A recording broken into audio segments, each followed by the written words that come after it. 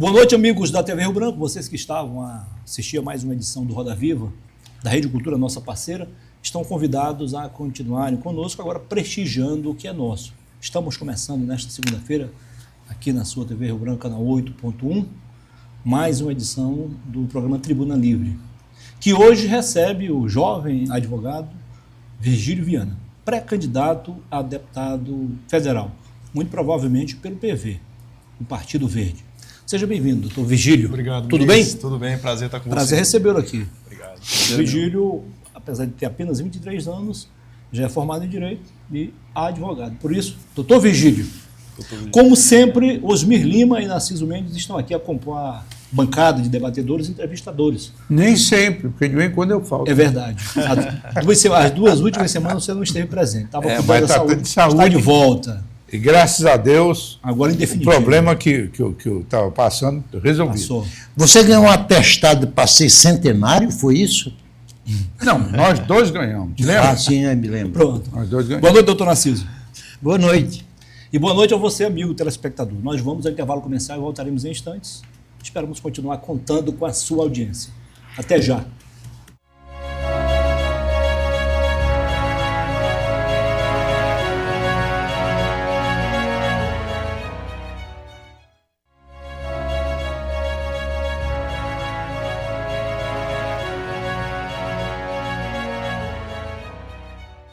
Ok, estamos de volta agora, começando para valer mais uma edição do Tribuna Livre, aqui na sua TV Rio Branco, na 8.1 Rede Cultura.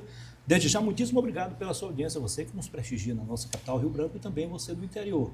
Você de Bujariri, Quinari, de Porto Acre, Capixaba, Praça de Castro, Acrelândia, parte de Serra Madureira, onde o nosso sinal chega diretamente pelo canal 8.1. Nas demais cidades acreanas, você nos prestigia pela NET, HDTV, canal 15. No Brasil e no mundo, você se liga conosco por meio da internet. Ou pelo nosso portal riobranco.net, ou pelo nosso canal no YouTube, TV Rio Branco 8.1.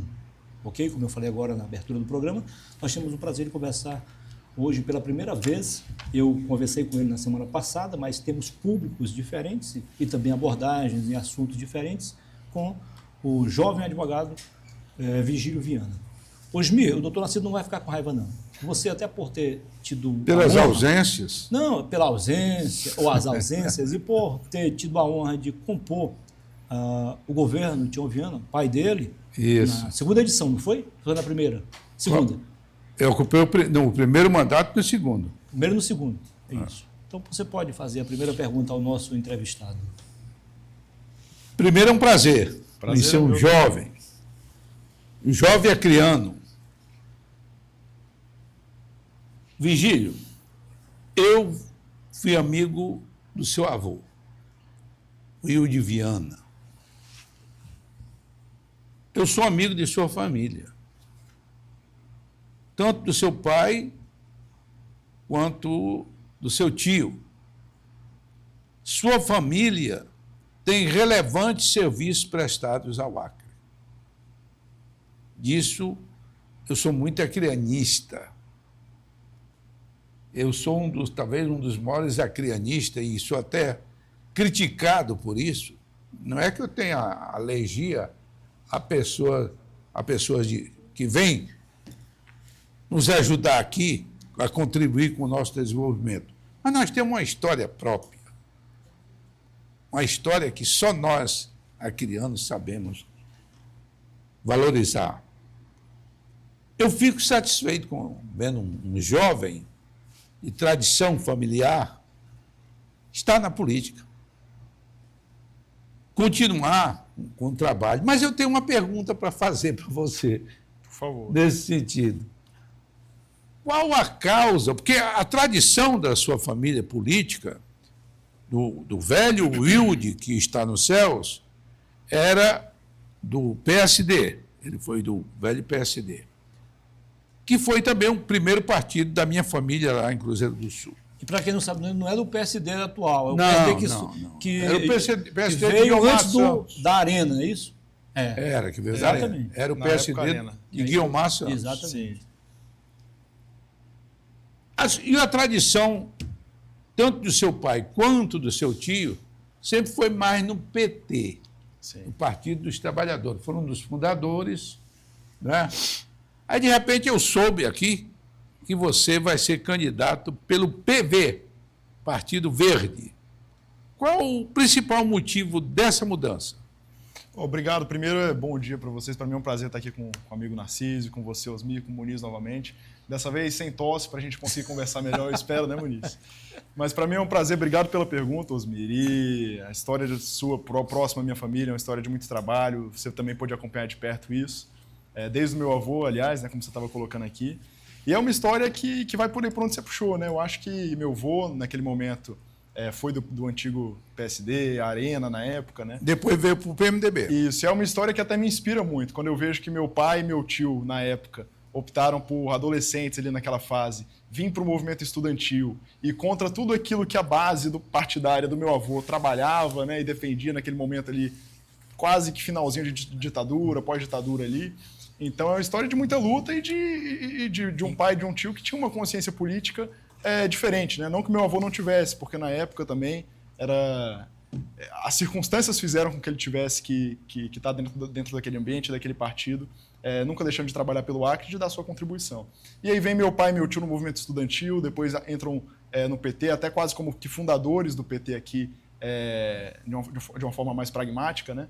E eu agora surjo nessa proximidade com o PV, que foi uma proximidade muito natural, eu digo assim. O PV é um partido extremamente coerente com tudo que eu defendi a vida inteira. A justiça social, fazer por aqueles que mais precisam, a gente que vive no Acre, um bioma tão rico na Amazônia, com tanta riqueza para ser explorada. Muitas vezes a gente cruza os braços e a gente pensa que a gente vai enriquecer e vai desenvolver esse estado e a vida das pessoas, desmatando tudo e plantando soja e criando boi. Não, eu não penso assim. Eu penso que isso é muito importante. Eu adoro comer uma picanha no ponto, sangrando. Adoro comer um milho, um negócio. O agro é importantíssimo para a gente. Mas a gente não tem que pensar que é isso que vai desenvolver o Acre, que vai levar a gente para outro patamar. Nenhum país do mundo se desenvolveu sem um investimento numa agricultura responsável, séria, numa indústria séria que gera oportunidade, renda e novos caminhos para a nossa juventude, em pesquisa. E o PV é um partido alinhado com tudo isso, com o Acre mais moderno, com uma Amazônia mais moderna. Então, em diversas conversas com representantes do partido, essa aproximação se deu realmente de uma forma muito natural, me atraiu. E eu acho que nesse momento que a gente vive no Estado, no Brasil, representa até uma independência política, de dizer assim, olha, eu tenho muito orgulho do legado do Jorge, do legado do Tião, meu pai, mas eu também sou o Virgílio, eu estou construindo minha própria história. Então, dentro de tudo que eu acredito e defendi a vida inteira, como eu estava colocando aqui, o PV faz sentido para mim. Eu quero seguir meu caminho, honrando essa história inteira, esse legado da família que me orgulha, mas construindo minha própria trajetória. Acho que minha aproximação com o PV se deu muito nesse sentido, sabe, Osmir? Ok. Doutor Narciso? Virgílio Viana, candidato VV. Poderia ser o VV. Aí eu pergunto, você vai incorporar um terceiro V na sua candidatura? Virgílio Viana Vitorioso? Qual a sua perspectiva de vitória? Assim espero, Narciso. Assim, a gente nunca constrói nada sozinho, né?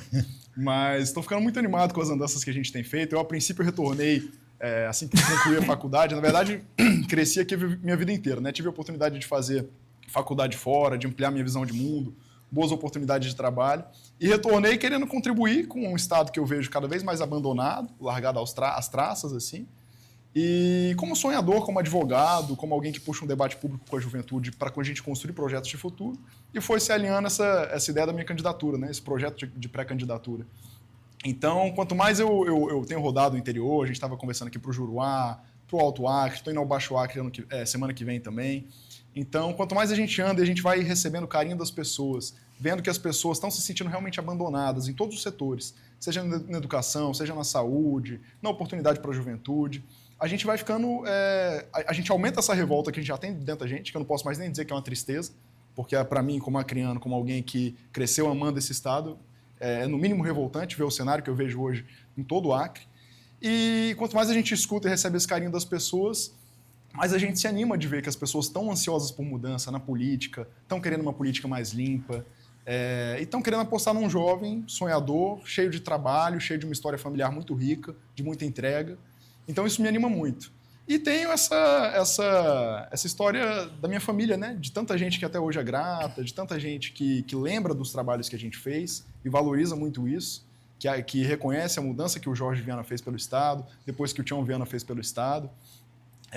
E fora isso, aposto muito na juventude, sabe, Narciso? Como eu estava dizendo aqui, a renovação é fundamental para que a gente tenha uma política mais humana, mais limpa mesmo.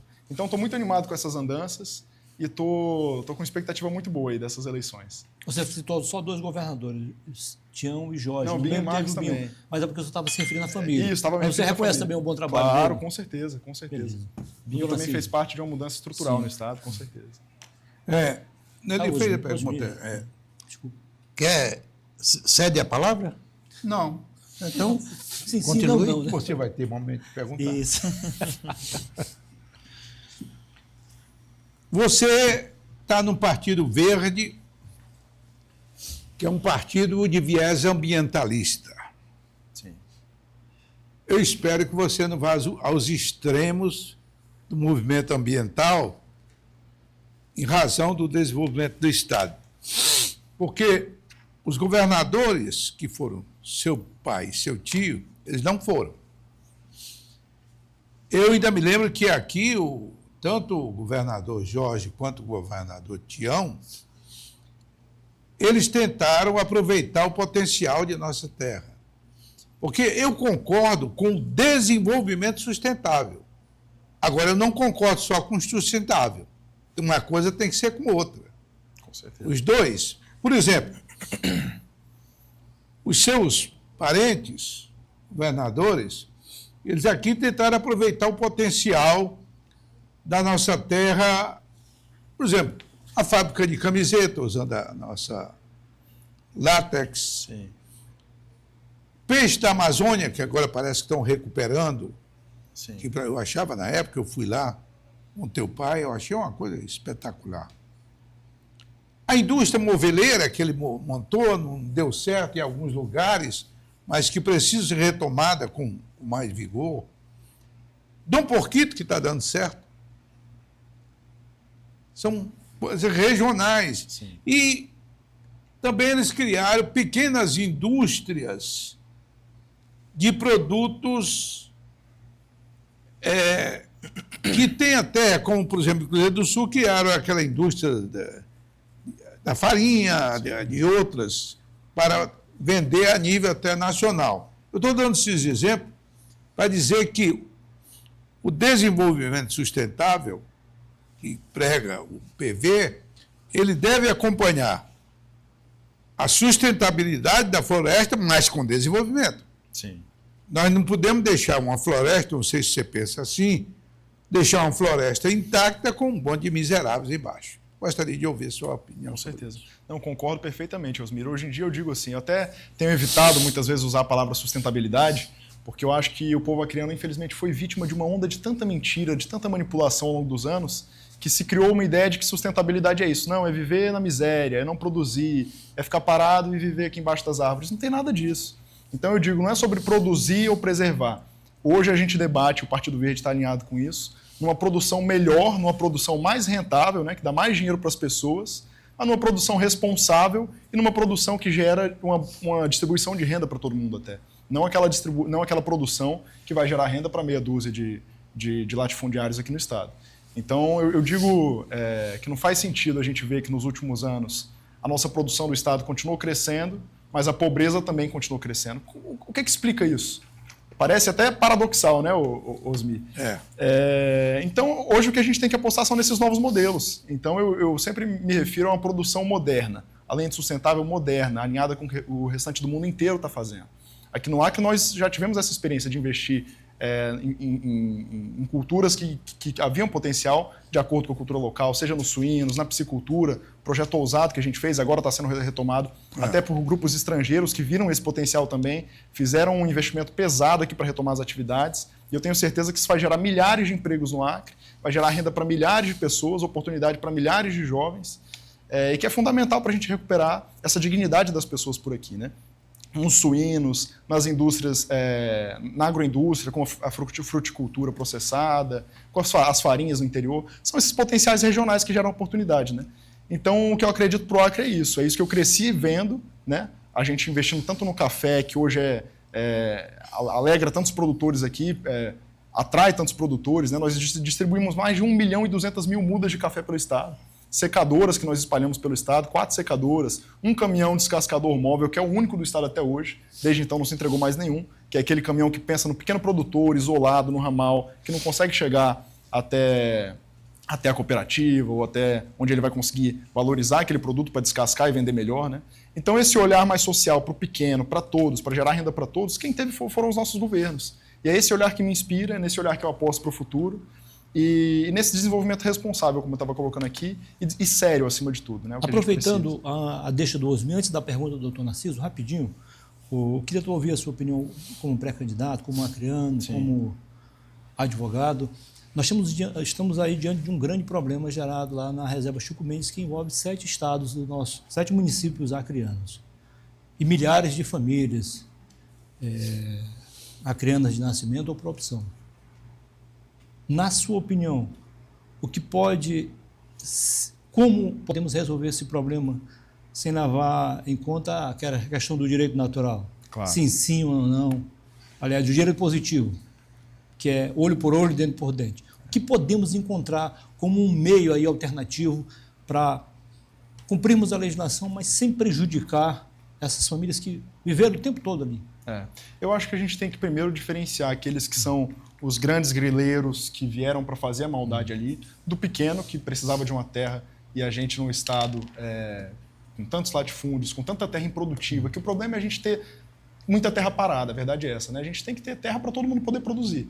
Então a gente saber diferenciar essas pessoas, o cara que teve que pegar uma terrinha ali para produzir, para sobreviver, para ter subsistência da família dele, para dar uma condição melhor para o filho dele, ter uma escola melhor, do grande que está ali para se apropriar de grandes propriedades e ficar acumulando patrimônio. Essa é a diferenciação inicial que eu faço. E a partir disso, saber que não discutir reformas que não sejam nem pelo sim, não, né? De olhar esse diferencial e saber que tem que punir quem cometeu o crime, porque a lei está aí, ela não pode ser desrespeitada. A gente não pode normalizar esse tipo de invasão, esse tipo de grilagem. Mas também regularizar aqueles que precisam ser regularizados, permitir que eles tenham condições de produzir. E eu acho que esse é o caminho para que a gente tenha uma resolução mais pacífica desse conflito, que hoje tanto perturba o pessoal da reserva Chico Mendes. Né? Legal. Narciso. Mais de 2 dúzias de candidatos a deputado federal nas próximas eleições, nenhum deles detém um cabo eleitoral do peso do seu pai. Aí a minha pergunta vai: esse cabo eleitoral vai estar disposto a, no período da campanha propriamente dita, defender a sua candidatura?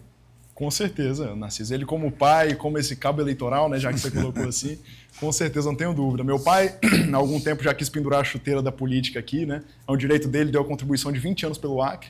E agora quer cuidar da vida da família, quer cuidar da sua vida, a paixão dele que é a medicina, quer dar aula. Hoje ele dá aula, era professor da UFAC, foi transferir para ficar mais próximo do neto, das outras filhas em Brasília, então é professor da UNB, mas está sempre aqui comigo nessas andanças, vem agora quase que pouco mais de uma vez por mês ele está vindo por aqui, os próximos dias vai estar comigo de novo, e tem planos de ficar um bom período ali próximo das eleições para rodar firme comigo, para me ajudar, para me apresentar para as pessoas, né? Porque, embora seja filho do Tião e sobrinho do Jorge, tem muita gente que ainda não me conhece. Então, para ele poder me apresentar e fazer esse trabalho de pai para filho, tudo que eu ando com ele é sempre uma aula, né? Cada dia andando com ele é uma aula de trabalho que a gente entregou. Eu conheço muita coisa porque desde moleque acompanhei, mas tem muita coisa que eu também não conheço.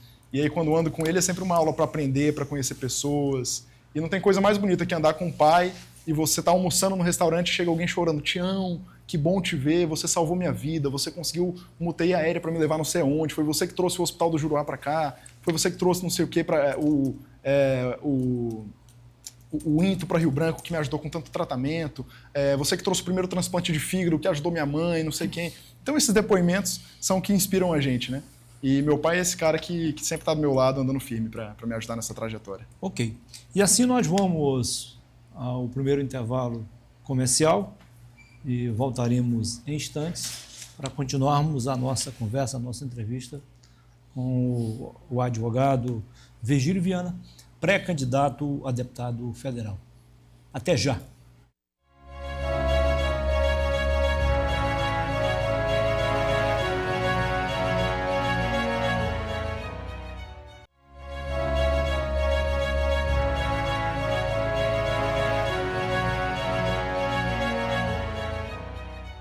Ok, estamos de volta com a segunda parte do Tribuna Livre desta segunda-feira, hoje recebendo o jovem Virgílio Viana, pré-candidato a deputado federal pelo PV. Registramos aqui a presença do doutor José Reis, que foi secretário de Estado, antes disso foi assessor do seu pai no Senado, e fez um bom trabalho também. Né? Secretário de Pequenos Negócios. Pequenos Negócios, depois da Agricultura, deixou sua marca do ponto de vista positivo. Não por acaso o ex-secretário Tchê sempre o consultava também antes de tomar uma decisão. É importante isso. A grandeza do Tchê e a dele também, em estar disposto a ajudar, mesmo longe do governo. Também registramos aqui a presença da doutora Soraya Lima. Que foi assessora. Que foi assessora. Está tudo em família aqui. Legal. Antes de passarmos a palavra para o Osmir fazer a próxima pergunta, o Virgílio, a sua mãe, doutora Marlúcia, não apenas por ser ex-primeira-dama, mas também por ser uma profissional da arquitetura, uma arquiteta de renome aqui na nossa região, também pode ajudar? Ela vai entrar na campanha? Com certeza. Também é a mesma mãe que se orgulha dessa decisão que eu tomei para minha vida, né, de começar a puxar esse debate pelo Acre, de botar a cara a tapa aqui para criticar quem tem que ser criticado, quem está cometendo erros com a nossa população, com a nossa juventude. Então ela se orgulha disso. Teve uma resistência ali em casa quando eu comecei a me apresentar dessa forma, mas hoje ela se orgulha e vai estar firme comigo também, andando comigo e me inspirando da mesma forma que meu pai me inspira, com tanto depoimento que ela também reúne quando a gente anda pelas ruas. E as irmãs? As irmãs também firmes, também me apoiando, com muito orgulho do irmão, com todas as amizades que tem por aqui, né? Porque também cresceram... A mais velha também é advogada, né? A mais nova. A mais velha também é advogada. A do meio é atriz, psicóloga, e a mais velha é advogada também, da mesma área que eu. Legal. Muito bem. Osmir. Muito bem. Inclusive, a sua mãe, nós estamos fazendo um trabalho conjunto, eu, ela e o Rui Oscar, né?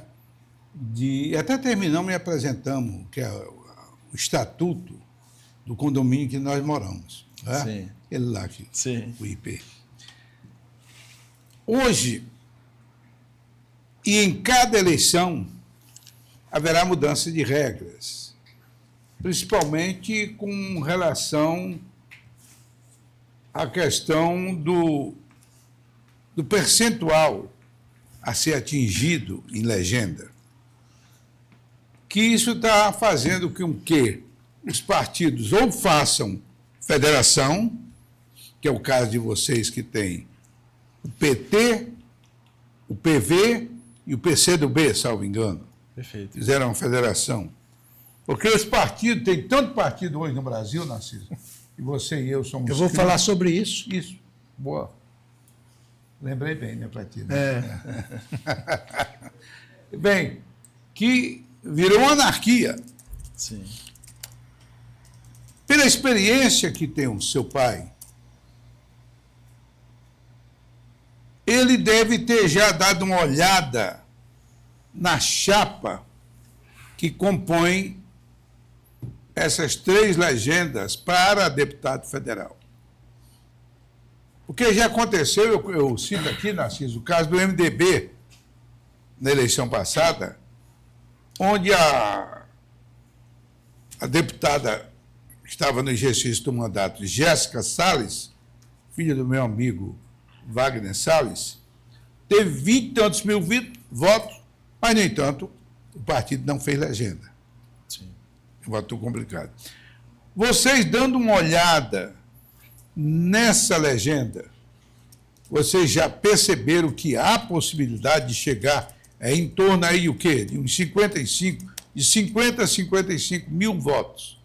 Porque, de repente, você pode ter 30 mil e os demais não acompanharam a sua votação e não conseguiram fazer legenda. Né? Apesar de serem 3 partidos. Isso já foi examinado com muita cautela, né? Com certeza, com certeza. Primeiro com coerência, né, Osmi? Porque eu não poderia também me filiar a outra federação que não fosse uma do campo progressista aqui no Sim. Estado, coerente com tudo que eu defendi. Mas também, lógico, que a gente tem que ser pragmático, olhar essa estratégia. Então, assim, hoje a gente olha que a legenda precisa de uma média de 52 mil votos, né? 52, né? 52, por aí é o que eu calculo. E temos bons nomes que já fizeram muita história, muita contribuição pelo Acre. Temos a Perpétua Almeida, né? Já foi deputada federal, até hoje está numa luta, contribuindo muito por aqui. O Camay também, que hoje é vereador, vai pelo PT, vai ser o candidato do PT. E também já pôde dar a contribuição dele desde a época de militância até agora com mandato de vereador. Então são nomes bons, bem relacionados, entre tantos outros candidatos que vão vir a deputado federal e vão somar nesse projeto com a gente, nessa defesa de um Acre mais justo para todos, né? Com mais qualidade de vida e dignidade para todo mundo que precisa. E isso me anima muito. Então não estou desacompanhado, né?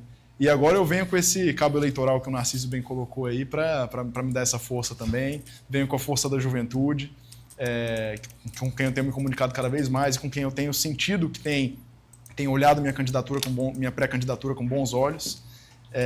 Então isso me alegra muito e eu estou otimista com que a gente está construindo essa federação por um Acre melhor. Perfeito. Ô, Vigílio, eu vivi os meus últimos dias da campanha política e do mandato que exerci de deputado federal, que depois foi sucedido pela Celinha, minha esposa, que exerceu 2 mandatos, tendo figuras no Congresso Nacional como um Ulisses Guimarães, um Mário Covas, Roberto Campos, Delfim Neto, independente do lado ideológico. E hoje nós vemos um Congresso absolutamente fragilizado. Sim. E de onde vem esta fragilização? Narciso. Exatamente da quantidade de partidos políticos. Sim. A minha pergunta vai: não basta os exemplos que a democracia dos Estados Unidos, da Inglaterra, tem demonstrado que é a qualidade de partidos e não a quantidade de partidos que fortalecem as democracias. Eu pergunto, não é chegado a hora de ser criado cláusulas de barreiras que impeçam que a nossa Câmara dos Deputados atuais tem deputado de 21 partidos diferentes. No Senado, 20 senadores de partidos diferentes. Não está chegada a hora de se acabar com essa farofada partidária? Eu acho que você colocou bem, farofada partidária que virou, né? A ideia por trás disso é muito importante, o multipartidarismo, a multirepresentação de todos os setores, mas a gente sabe que na prática não é isso. A gente sabe que a política hoje no Brasil, infelizmente, está cada vez mais suja e virou um negócio, né? Então, cada partido está ali para ganhar o que é seu, tentar tirar um negocinho. Isso é triste, no mínimo triste para a nossa geração, para a população que merece algo melhor, né? Então, eu penso mais ou menos como você, viu, Narciso? Eu acho que a gente tem que debater esse tipo de reforma, porque realmente não faz sentido a despesa que isso gera, a bagunça que isso gera. Meu pai foi senador, meu tio foi senador na mesma época dessa turma que você colocou aqui, que apesar de todas as divergências, né, entre outras figuras também, mas apesar de todas as divergências, tinha um debate de alto nível. Sim. Então era meu pai na tribuna de um lado, do outro lado outras figuras da direita, mas num debate de alto nível, qualificado. E hoje a gente vê que a política caiu nessa bagunça. Eu tive a oportunidade de trabalhar na assessoria parlamentar do Ministério da Educação lá em Brasília. Então eu estava direto acompanhando os debates na Câmara dos Deputados, no Senado. Senado a gente sabe que até sobe um pouquinho mais de nível, mas na Câmara é uma vergonha aquilo. Você acompanha uma comissão de Constituição e Justiça, a comissão mais séria da Câmara dos Deputados, discutindo o nosso futuro, nossa legislação. Parece uma sala de quinta série. É a turma do fundão fazendo barulho quando o adversário conversa na frente e vice-versa. Então virou essa farofada mesmo. E aí como que você muda isso? Primeiro qualificando mais a política, né? Escolhendo melhor nossos representantes. Acho que a nossa população, que é muito inteligente, o acreano, que gosta tanto de política, de debater política, tem sido vítima de muita manipulação, de muita mentira nos últimos anos. A gente tem que mudar isso, tem que levar cada vez mais a verdade para as pessoas, fazer as pessoas refletirem mais sobre como a vida delas tem andado nos últimos anos, se tem melhorado mesmo.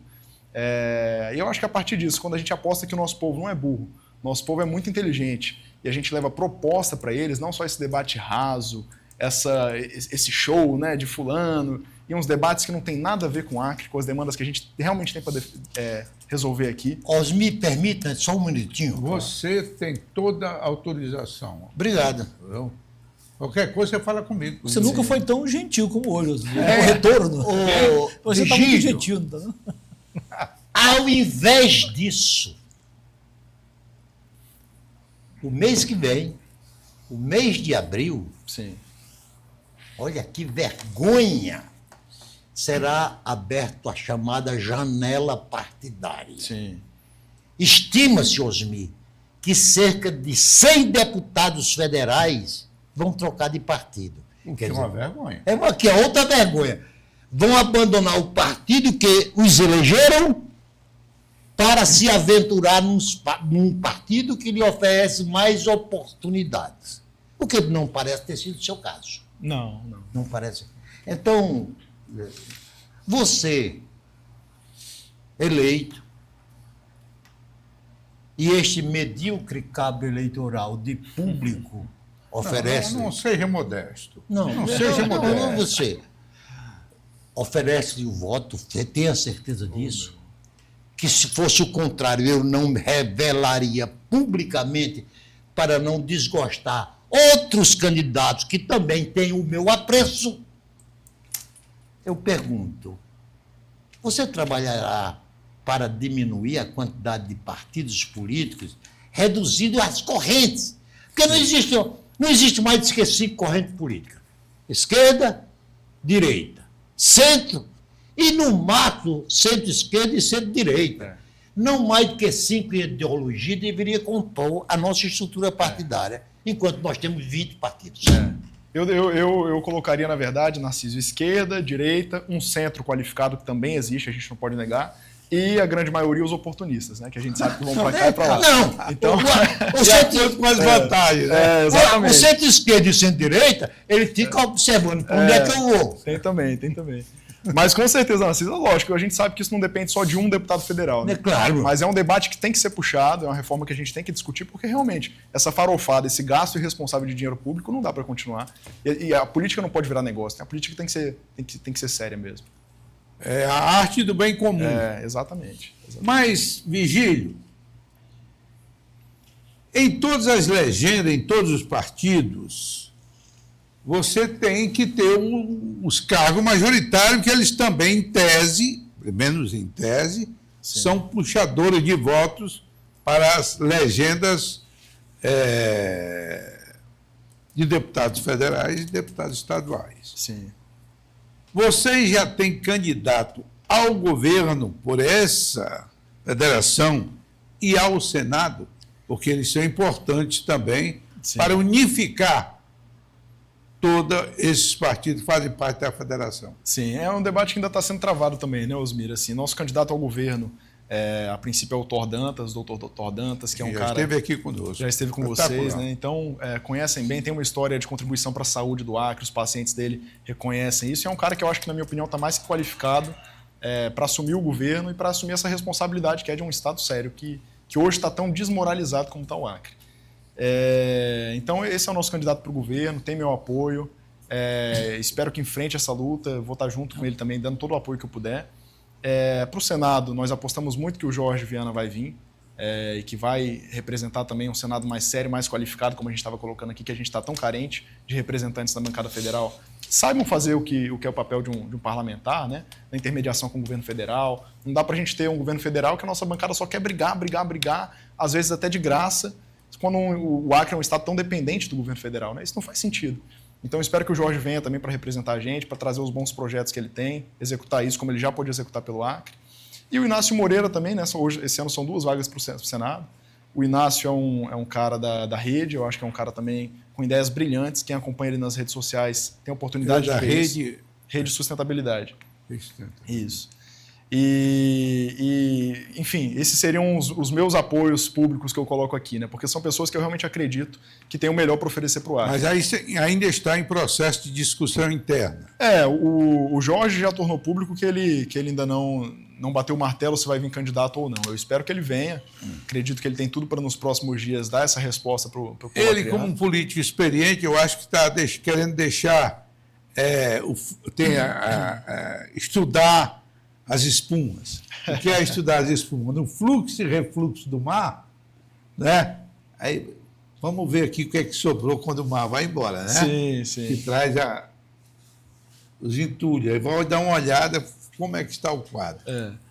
Eu acredito que seja isso, não? Claro, eu não posso falar por ele, mas a leitura que eu faço é de que ele, um cara já que teve uma luta pelo Acre, pôde com tanto esforço entregar tanta coisa por aqui, eu acho que hoje ele vê que a política se tornou isso, esse jogo sujo, do dinheiro que compra tudo, num debate desqualificado, da falta de proposta, da falta de entrega para a população, de trabalho, ele se desanima. E eu acho que é natural, todo mundo é humano, em algum momento a gente tem o direito de cansar, de desanimar. Lógico, ele ainda se preocupa, ele ainda quer poder contribuir por Acre da forma que for, porque ele tem isso dentro dele, é o que eu acredito. Mas é natural que todo ser humano, em algum momento, vendo esse cenário, se desanime um pouco. Perfeitamente. Não é o caso dele, mas eu tenho dito muito para o Narciso, ele vem quando quer se entusiasmar, eu digo, Narciso, nós não temos mais idade, eu e você, para estar querendo enfrentar. O Jorge tem, mas nós dois não temos mais não, né, Narciso? Eu tenho, que eu vou chegar aos 120 anos, eu e Lula. Lula não disse que vai chegar aos 120, eu vou chegar aos 120. E Deus queira que sim. Muito bem. Enquanto o doutor Narciso não chega aos 120 anos de idade, nós vamos ao intervalo comercial e voltaremos em instantes com a terceira e última parte do Tribuna Livre desta segunda-feira.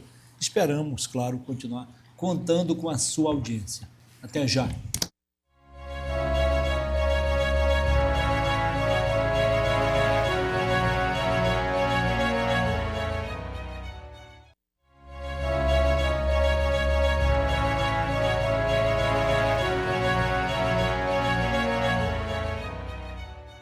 Ok, estamos de volta com a última parte do Tribuna Livre desta segunda-feira, aqui na sua TV Rio Branco, canal 8.1 Rede Cultura, recebendo o jovem Virgílio Viana, advogado pré-candidato a deputado federal. Para quem gosta de números, Osmil, você gosta, né? Vocês falaram agora há pouco em partidos. O Brasil tem hoje, devidamente registrados, 29 partidos. Diminuiu, não? 23 com um processo lá pedindo registro. Dos 29 que têm registro, apenas 19 têm direito ao fundo partidário, ao fundo eleitoral.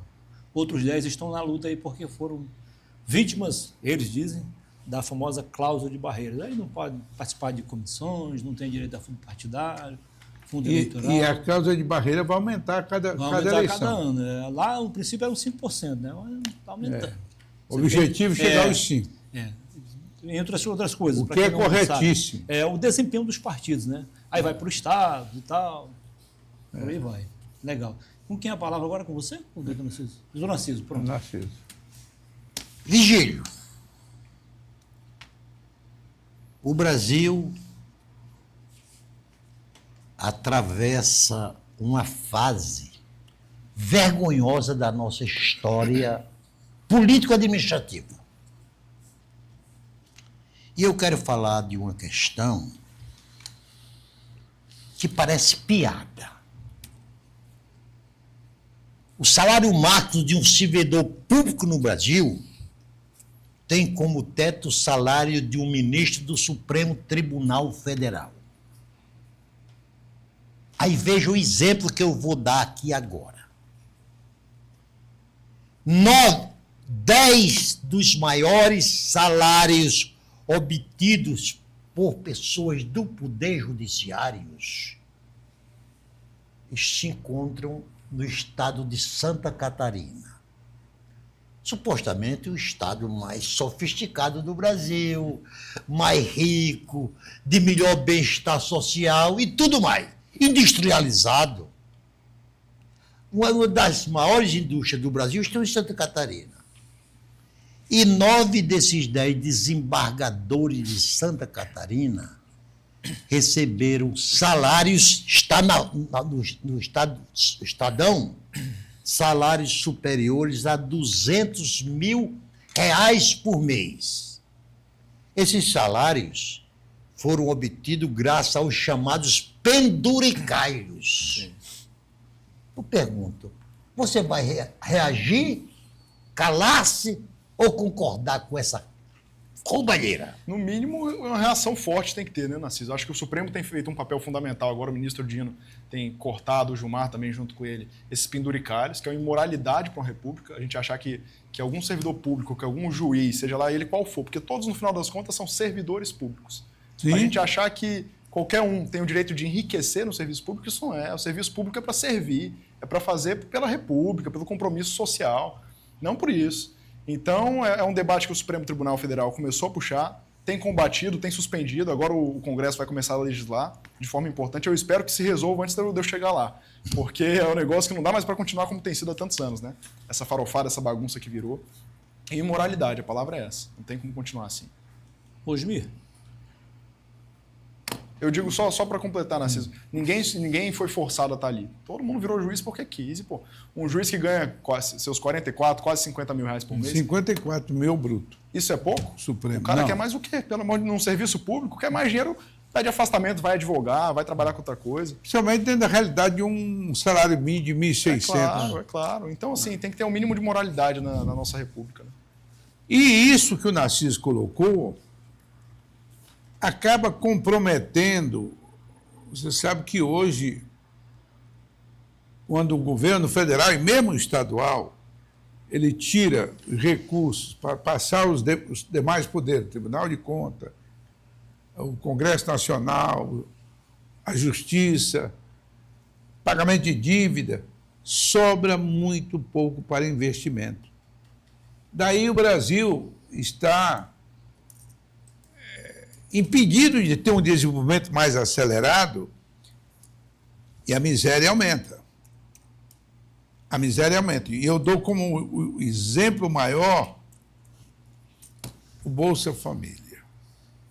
Eu sou favorável ao Bolsa Família para que o imediatismo de quem está passando fome. Eu acho que tem alguma coisa errada quando um cidadão, eu repito sempre isso aqui, paga para o casamento da filha 10 milhões de reais e ao seu lado tem um vizinho que não tem o que comer. Esse modelo está equivocado. Nós temos que corrigir isso. Sim. Alguns dizem, na Europa ninguém enriquece. Os Estados Unidos têm melhor oportunidade de enriquecimento. Mas as desigualdades, mesmo americanas, não são comparáveis à europeia. Eu estava vendo o dia desse a Holanda.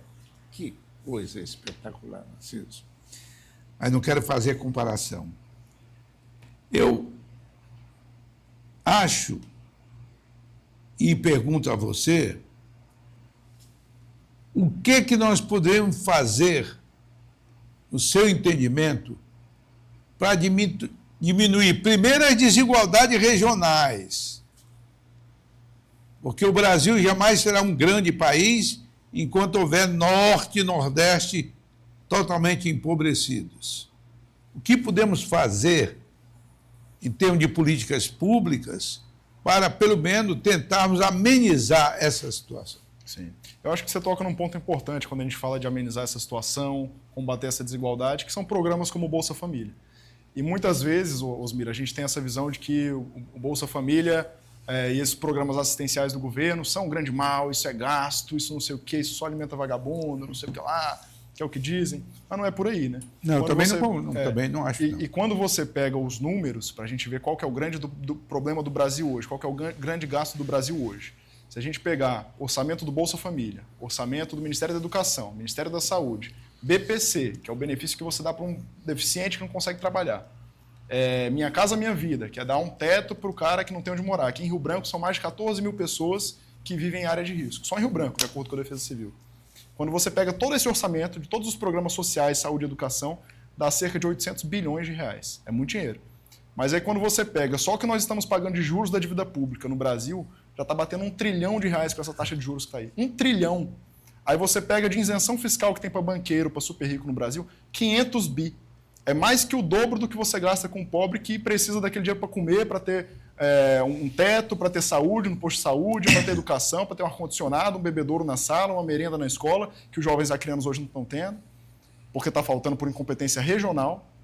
Então, qual que é o problema da República hoje? É o pobre que precisa daquele dinheirinho para sobreviver. Lógico, a gente sabe que tem muito problema de fiscalização, tem gente que age de má fé, mas no geral não é isso. No geral é a pessoa que se cortar dele, ele vai passar fome. No Brasil, há pouco tempo atrás nós tínhamos mais de 20 milhões de brasileiros em situação de insegurança alimentar. Aliás, 20 milhões, se eu não me engano, em fome grave. Então isso é uma imoralidade de discutir que o problema do Brasil é esse cara. Não, o problema é o bonitão que anda de jatinho e não paga imposto. Enquanto o cara que comprou o carro popular dele tem que se ralar para pagar um IPVA, senão o Detran depois toma. Então esse é o tipo de discussão que a gente tem que levar para Brasília, né? Na minha visão, esses programas sociais são fundamentais para você combater essas desigualdades regionais. Porque no Nordeste, a gente sabe como a fome sempre foi um problema, no Norte também, e no Norte nada justifica com o bioma rico que a gente tem, né? A gente não vive numa seca do agreste nordestino, para o cara ter que passar fome aqui. Então, esses programas sociais são fundamentais. Agora, lógico, isso é uma solução a curto prazo, né? A longo prazo, a gente tem que investir em oportunidade, na industrialização que a gente colocou aqui há pouco tempo. Porque só isso que vai gerar renda, vai gerar qualidade de vida para as pessoas, nas culturas locais, que a gente comentou há pouco tempo também, com o seu potencial, da agroindústria, dos suínos, da piscicultura, da fruticultura local, industrializada, com valor agregado. É isso que desenvolve um Estado, que distribui renda e que é um desenvolvimento de verdade, né? Não é aquele desenvolvimento para meia dúzia de super ricos que a gente tinha colocado aqui. Então é nisso que eu acredito. Vamos lá. Já? Para onde? Vamos falar de outra imoralidade. Sim, para a gente tivesse que convidar. Porque não Vamos falta falar imoralidade para a gente discutir Vamos aqui. falar da maior usina de roubalheira que esse país já criou. Poder executivo, poder legislativo e poder judiciário. Os orçamentos públicos são elaborados pelo presidente da República, governadores e prefeitos. E aprovado pelo Congresso Nacional. Aprovado e aquilo que parecia absurdo, reprovado, extraído. Como é que, diante de tantas denúncias que estão sendo trazidas a público pelas chamadas emendas parlamentares, este ano, o Congresso Nacional, os congressistas, apresentaram de sua autoria 60 bilhões de reais de emendas parlamentares. De forma impositiva. E de forma impositiva.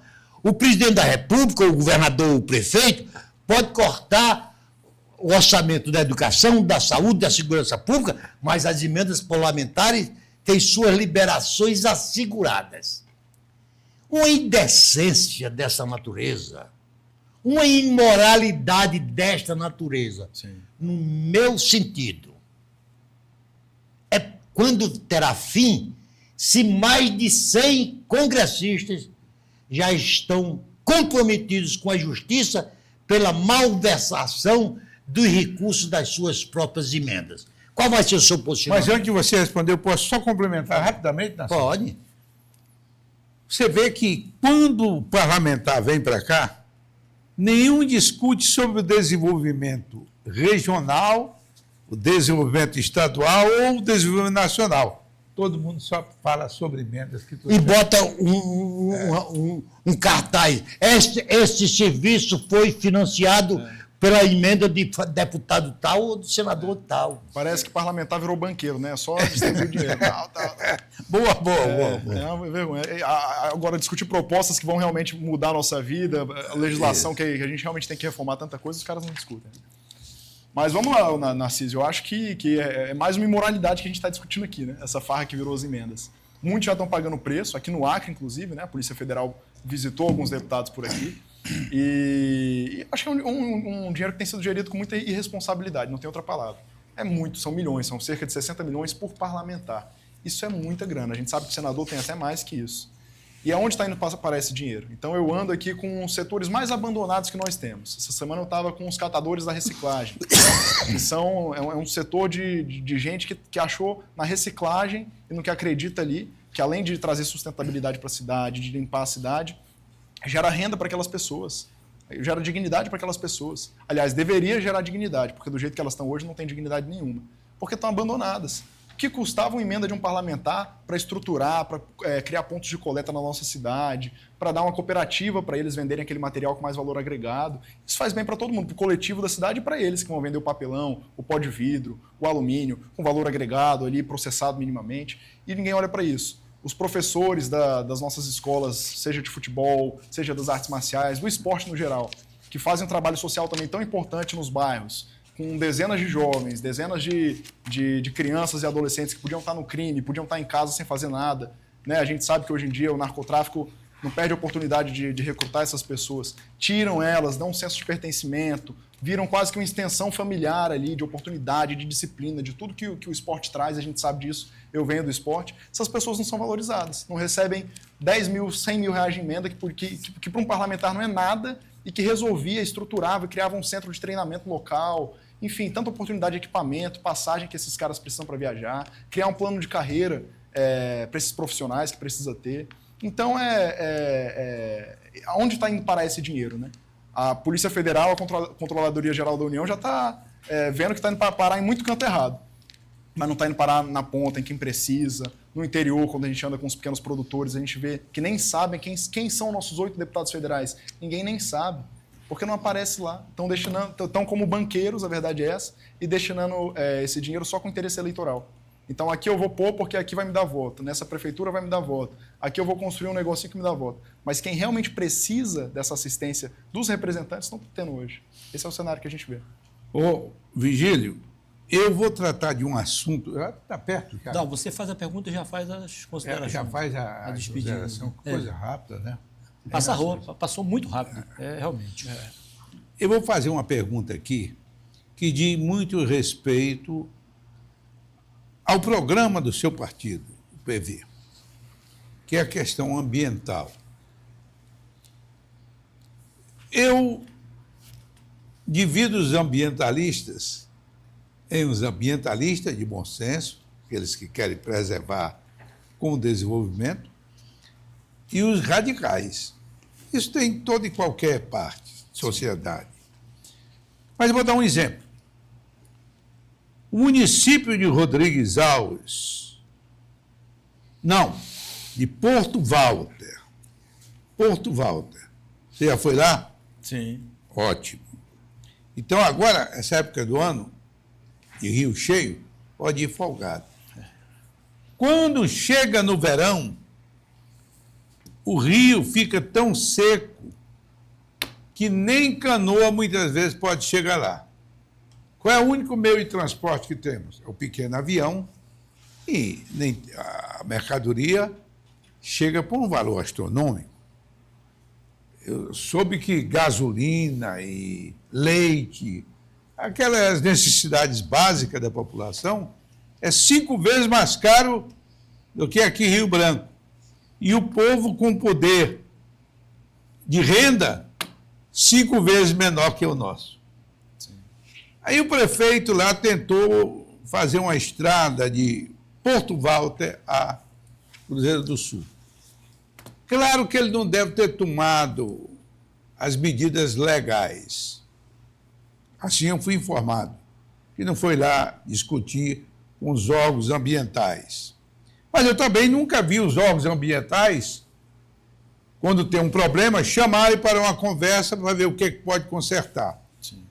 Essa estrada é fundamental para a sobrevivência daquele município, até quando adoece, economicamente, socialmente.